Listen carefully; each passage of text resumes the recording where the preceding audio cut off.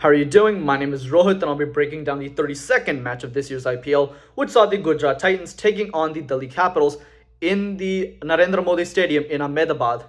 And the Delhi Capitals were all over this game from the beginning. They bowl out the Gujarat Titans for 89, which is the first time in Gujarat franchise history that they've been bowled out for less than 100, and the first time in this year's IPL that a team got bowled out for less than 100. The Delhi Capitals get a huge net run rate boost because they chased this down in 9 overs. And so they win by 6 wickets. They move up from 9th to 6th. Gujarat goes down from 6th to 7th. Now all of a sudden, Gujarat's on a downward spiral and Delhi is looking up.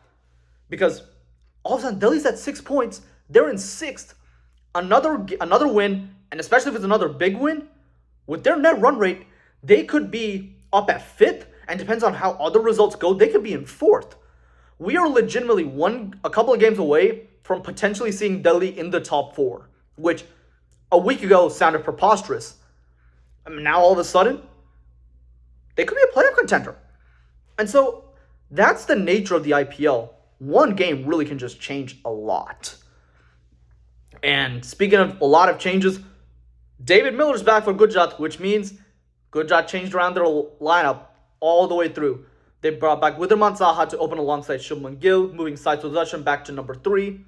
I don't necessarily agree with bringing back Wriddhiman Saha, but the problem is there's not really much of an option that Gujarat has because you need a wicketkeeper and you also need someone to open. So Saha kind of fills both spots, even if they're not necessarily in a good situation. Miller shores up the middle order, and then they drop Vijay Shankar because finally, I'm going to be entirely honest, I still don't know what he brings to that Gujarat team. He doesn't bat well. He hasn't bowled. He's been a solid fielder, but at that point, he's just a fielder. You can bring him in as a fielding sub if you want. So they did a lot of chopping and changing with that lineup, and they even panicked and brought in Shah Rukh Khan as an impact sub, who did not do well. I'm just going to be honest. He was out for a golden duck. Rashid Khan was the only reason why we are not talking about Gujarat even approaching the RCB territory of 49, because Rashid Khan saved Gujarat from an entire embarrassment with 31 from 24. He looked like the only batter in touch. But for Gujarat, a lot of this just came down to nobody applied themselves. Their batting was absolutely undisciplined. It was not good at all. Shubman Gill gets out playing a poor shot. Wriddhiman Saha gets bowled over by a good ball. And then between Sai Sudarshan and David Miller, and with David Miller being a very experienced international player, and Sai Sudarshan having a lot of experience in the domestic circuit, and these are two solid players who have been consistent for Gujarat, they unnecessarily run for one.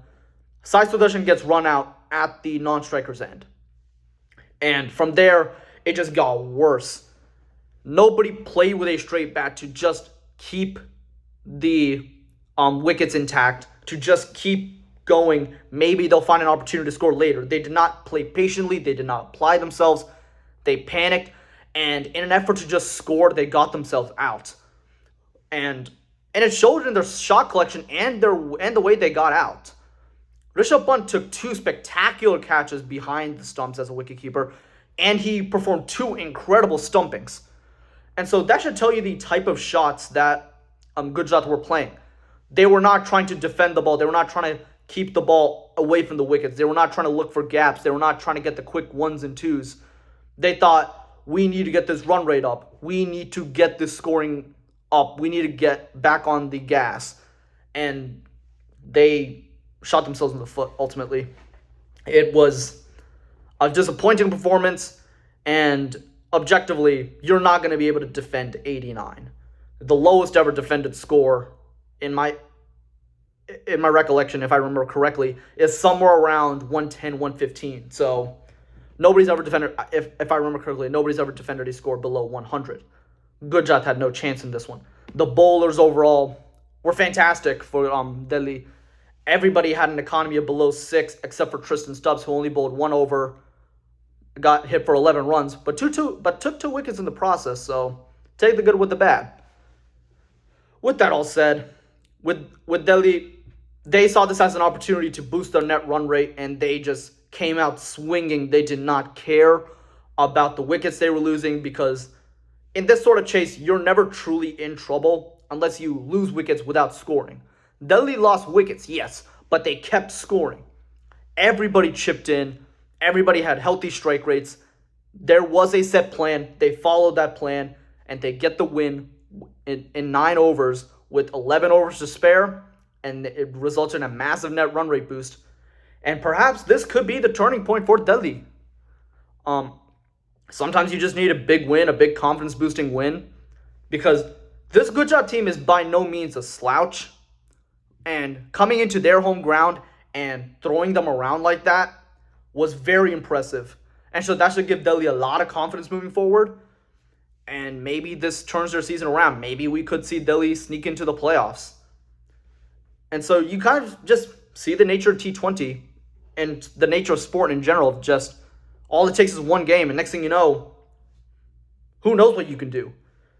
This one game could give Delhi so much confidence moving forward. So Delhi is now a team to just watch out for, because this was impressive. Not really anything to note for Delhi in terms of their batting. Everybody chipped in. Everybody had a healthy strike rate. We can move on from that. But if you're an Indian fan, you must be really happy with Rishabh Pant's wicket-keeping and his fitness behind that, because the World T20 is coming up soon, and maybe Rishabh Pant is the front runner for the wicketkeeper position. He's been excellent behind the stumps. He's been excellent with the bat. I don't see any reason why he shouldn't be the first choice keeper. And I'm just going to end on that. So thank you so much for watching. Please like, comment, and subscribe. And with that, I'll be back for the next one. Have a good one.